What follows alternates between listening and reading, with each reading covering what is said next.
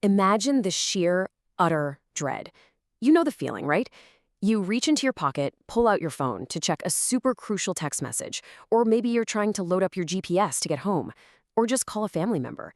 You glance down at the screen and boom, the signal bars are completely 100% gone. The panic instantly sets in. Are you just stuck in some weird random dead zone, or is something way, way bigger happening? What actually happens when your primary connection to the outside world just suddenly dies? Welcome to the Explainer. Okay, let's dive into this. We are looking at the massive, completely out of the blue T-Mobile outage that hit on July 27th, 2026. Today, we're going to unpack exactly what went down when one of the largest telecom networks in the entire country just went totally dark, literally leaving countless users completely stranded in this bizarre digital void. And the crazy thing is, this wasn't some slow, gradual degradation of service where things just got a little spotty. Nope, it was a sudden, total network blackout. It's honestly like a modern locked room tech mystery. No warning whatsoever. Millions of people suddenly just lost their connection to the digital world, and for a solid chunk of time, literally nobody outside the company's internal engineering team knew what the heck was going on. It was a massive failure of this invisible infrastructure that, let's be real, we all take for granted every single second of the day. The chaos unfolded incredibly fast. Right around 4 p.m. Eastern Time on Monday, July 27th, the initial cracks really started to show.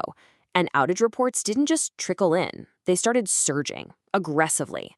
As we moved into the peak hours of the late afternoon and early evening, those reports hit their absolute maximum. I mean, picture this. People were wrapping up their workdays, trying to commute, and suddenly realizing their digital lifelines were completely severed. It actually wasn't until the later hours of the evening that service started to gradually come back online. Now, what's really interesting about this situation is that instead of your standard no service indicator, a really bizarre primary symptom showed up. Thousands and thousands of phones just started flashing this terrifying three-letter message, SOS or SOS only. If you've never actually had this pop up on your device before, it can be, well, incredibly alarming to see. So let's actually define what that means on a technical level. SOS mode is a very specific state where your phone literally cannot connect to its normal carrier network. So in this case, T-Mobile's towers were just completely unresponsive. But, and this is the absolutely crucial part, your phone's hardware is actually still actively functioning. It's out there scanning the airwaves and grabbing onto other available networks like a competitor's cell tower. Why is it allowed to do that? Well, federal E911 mandates legally require any available network to route emergency calls, regardless of who your carrier is. So your regular service is effectively dead, but this federally mandated safety net basically turns your isolated phone into a digital flare gun. And this perfectly illustrates the stark contrast between what we expect our phones to do and what these users were actually left with. Normally, right, a cellular connection gives you the entire world, seamless phone calls, group texts, mobile data for browsing, streaming, all your apps. But the second you get forced into SOS mode, every bit of that standard functionality is entirely stripped away. No internet, no regular texts, no casual calls to your friends. You are totally isolated, holding nothing but that digital flare gun for genuine life-or-death emergencies. What makes this particular blackout so fascinating to dig into is the sheer scale of the disruption. This wasn't just some isolated glitch where, one cell tower in a random neighborhood was undergoing routine maintenance. No way. This was a massive, national event that caused some real, widespread panic. When a localized outage happens, it's a minor inconvenience. But when it happens on a scale like this, it becomes a major, major news event. To put that scale into perspective, at its absolute peak, Down Detector tracked a whopping 62,000 outage reports during the incident. And keep in mind, that is 62,000 individual reports submitted by people who somehow still had enough of an internet connection, maybe they were on their home Wi-Fi or something, to actually log the error. The real number of affected users in a massive network failure like this is always exponentially higher than the direct reports. It really hammers home just how massive the volume of this disruption was. And the geography of it all completely confirmed this wasn't just a localized hardware failure. We're talking affected regions stretching all the way from coast to coast. Customers in California, Arizona, Georgia, Utah, and a bunch of other U.S. regions were just suddenly thrown completely offline. People were desperately jumping onto social media, if they had Wi-Fi, to ask, hey, is anyone else getting this weird SOS bug? Only to realize the issue was practically nationwide. The panic spread like wildfire. Which brings us to the giant elephant in the room, and really the central mystery of our tech investigation today.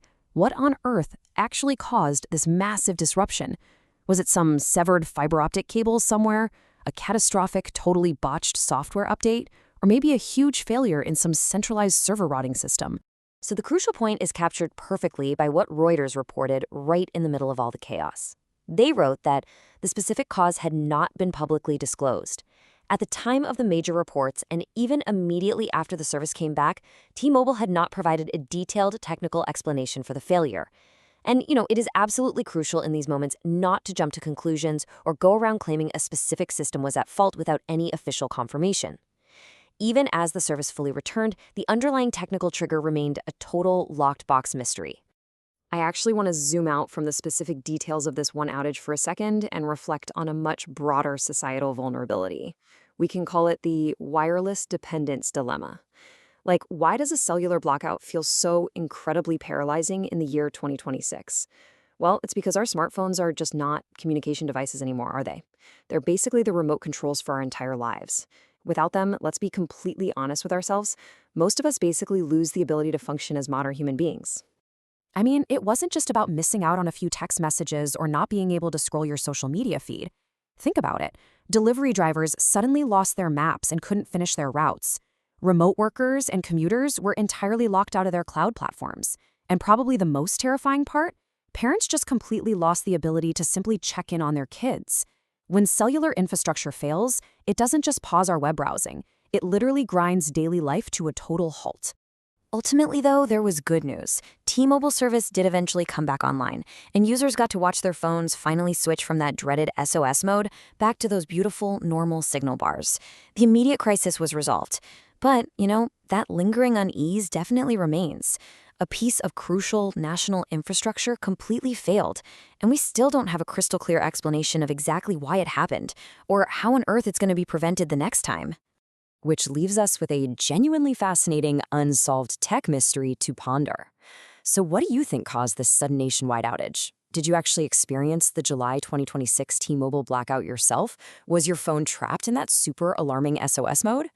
It's just such a powerful reminder of how incredibly fragile our digital connections really can be. Thank you so much for joining me for this explainer, and I highly encourage you to keep questioning the technology you rely on every single day.